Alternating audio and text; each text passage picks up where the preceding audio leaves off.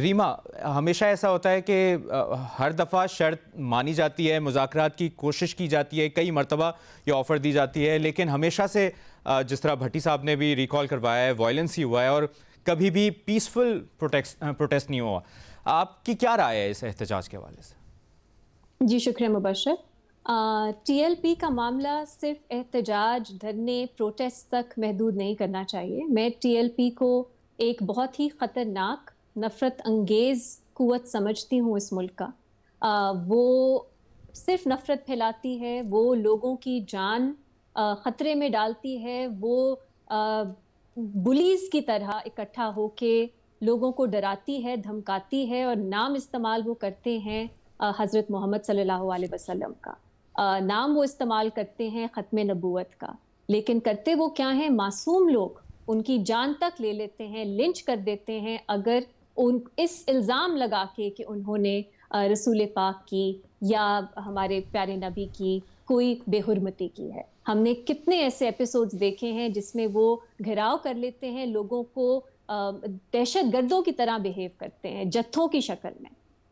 اس سب کے باوجود ہم دیکھتے ہیں ہماری ریاست ان پہ کوئی کنٹرول نہیں کر پاتی۔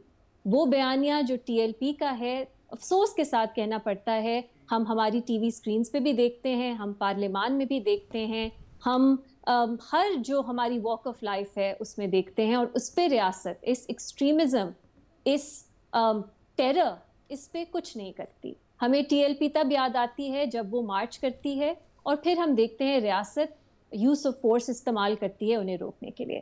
مجھے یوز آف فورس سے کوئی پرنسپلی کوئی اختلاف نہیں ہے۔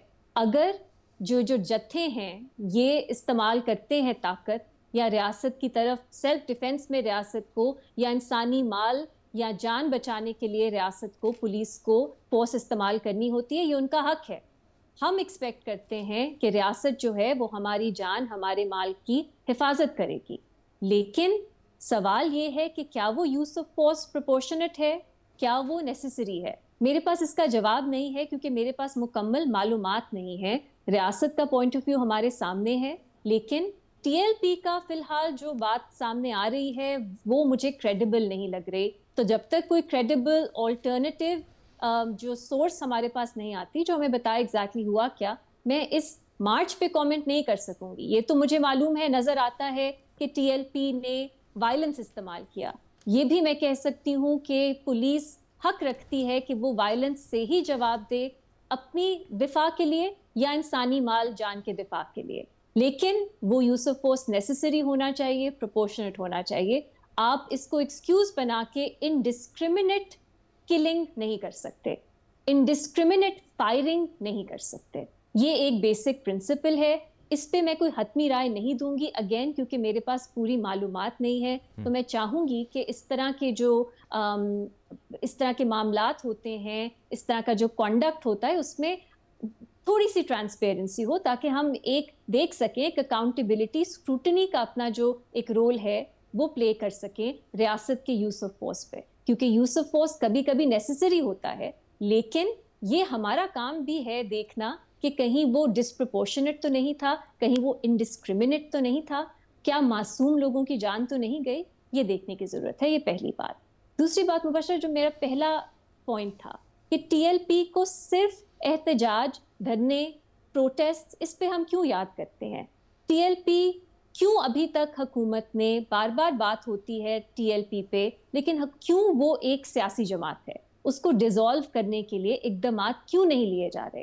کیونکہ ہمارا جو آئین کہتا ہے کہ پولیٹیکل پارٹی ہونے کے لیے آپ دہشت گردی، اس طرح نفرت، ٹیرر نہیں پھیلا سکتے۔ ہم سال بھر دیکھتے ہیں ٹی ایل پی کی وجہ سے ایک خوف رہتا ہے لوگوں میں، تو کیوں نہیں حکومت موو کرتی اس کو ڈیزالو کرنے کے لیے؟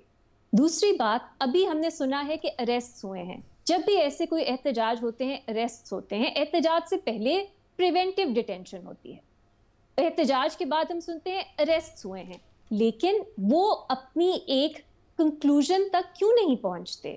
کیوں ڈیلز ہو جاتی ہیں اور ہمیں کوئی عدالت کا فیصلہ نہیں ملتا جس میں ہمیں بتایا جائے یہ جرم تھا، یہ شواہد تھے اور یہ سزا ہے؟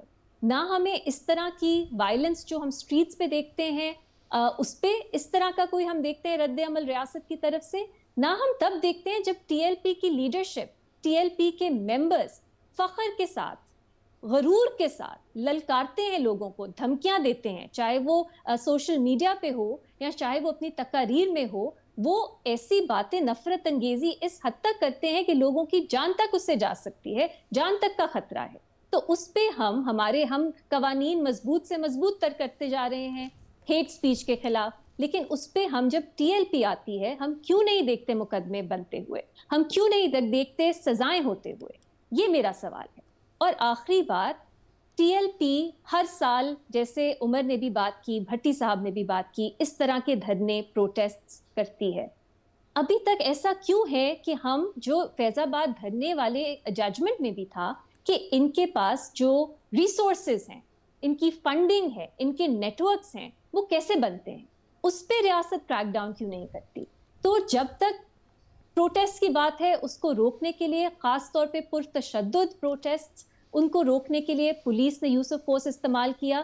اس میں کوئی فنڈامنٹلی کچھ غلطی نہیں ہے اگر وہ پروپورشنٹ ہے، نیسیسری ہے، لیکن یہ حل نامکمل ہے. یہ جو باقی چیزیں جن کی میں نے بات کی، آپ موو کریں ان کو ڈیزالو کرنے کے لیے، آپ موو کریں ان کو اکاؤنٹیبل ٹھہرانے کے لیے اکارڈنگ ٹو لا، کیونکہ بہت سے جرائم ہیں جو وہ کرتے ہیں.